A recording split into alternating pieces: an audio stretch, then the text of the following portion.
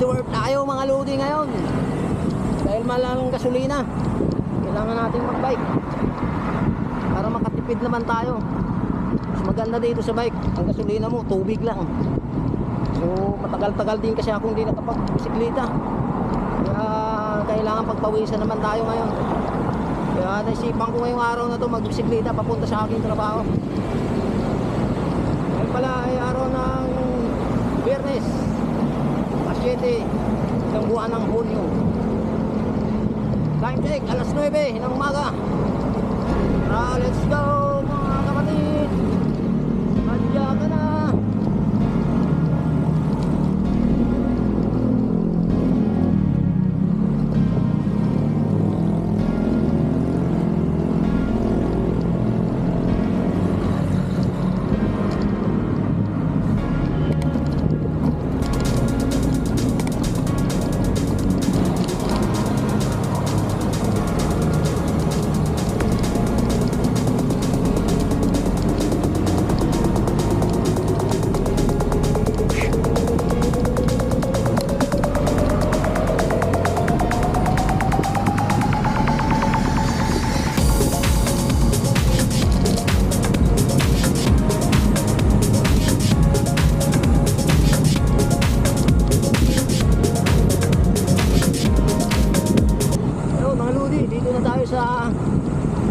Sa Camp Rami. Dito na ako dumaan. Dito maganda kalsada dito sa Asia.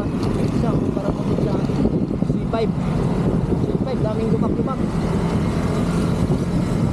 Napupuno ng motor doon sa bike lane. Ang daming truck sa bayan. Ito mas maganda. Okay pa yung bike lane, nagagamit pa rin yung bike lane. So sana hindi matuluyan na, tanggalin na yung bike lane dito sa babaan ng EDSA. Panatiliin na lang yung bike lane para naman yung nagbabike katulad ko may madadaanan pa rin na safe yung mga nagbabike.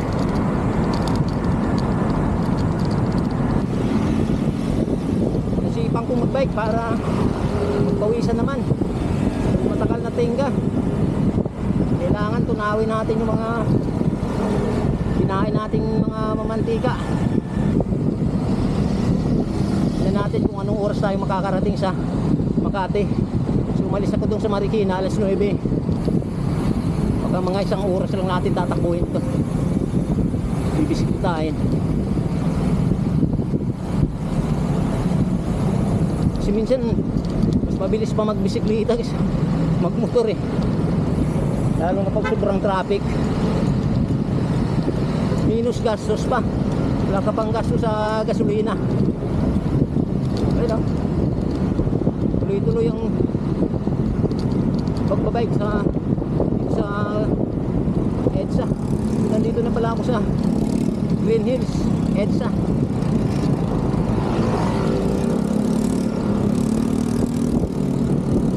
Approaching Ortigas na. Tatawid na tayo dito sa Ortigas intersection ng pupuntang Green Hills. Ay, traffic. Ari.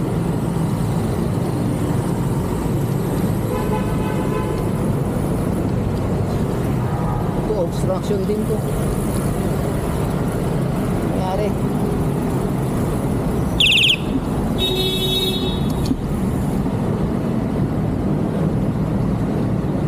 Kasabay pala pa mayroon dyan. Daming obstruction. Daming joyride at saka mugpit na kaparada dito sa live lane. Hihintay ng mga booking.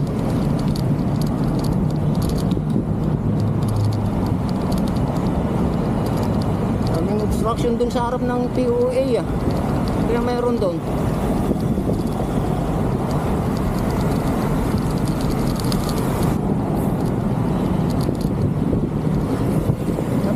Magbisikleta.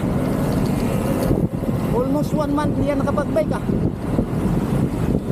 Buwan ang busy rin sa trabaho.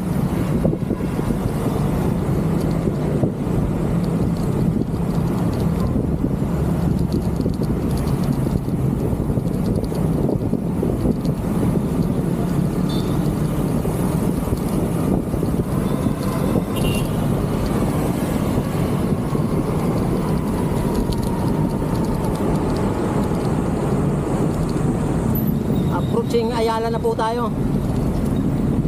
Ayun, dito na lang ako dadaan sa Ayala Avenue. Oop. May bike lane naman dito. Para shortcut na lang tayo. Hindi na tayo pupuntang Magallanes.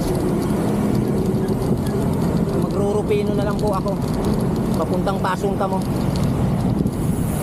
Mas maganda pa yung bike lane dito sa Ayala Avenue.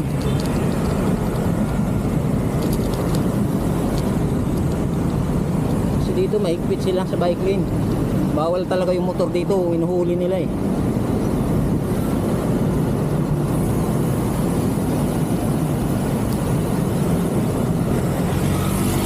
May dalawang nakabantay. Wala, mahigpit sila dito sa bike lane. Inuhuli nila yung motor. Kasarap na.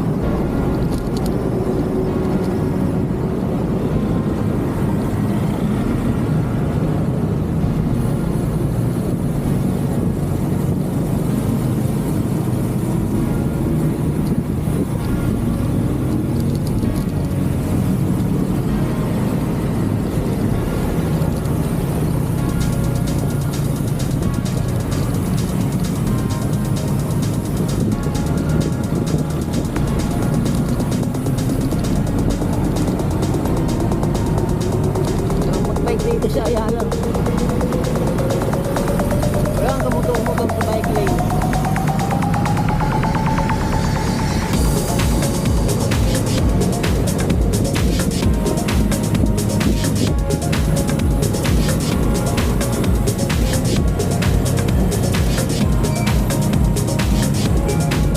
Oh, nagka-traffic.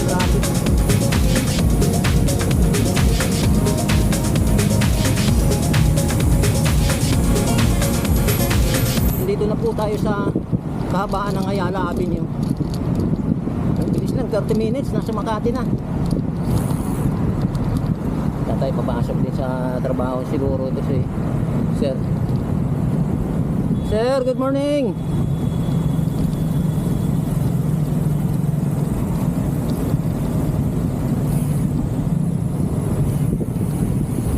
Nandito na tayo sa intersection ng Paseo de Rojas sa Ayala Avenue. Ayun, dito na tayo sa Rufino. Ayan, dito tayo sa trabaho. Thank you for watching. Kung gustuhan nyo yung video ko, paki-like and subscribe na lang po. At paki-pindot na rin ang notification bell para lagi kayong updated sa mga gagawin kong video. Ayan, tayo sa trabaho natin dito sa Makati. Almost 30 minutes lang, oh.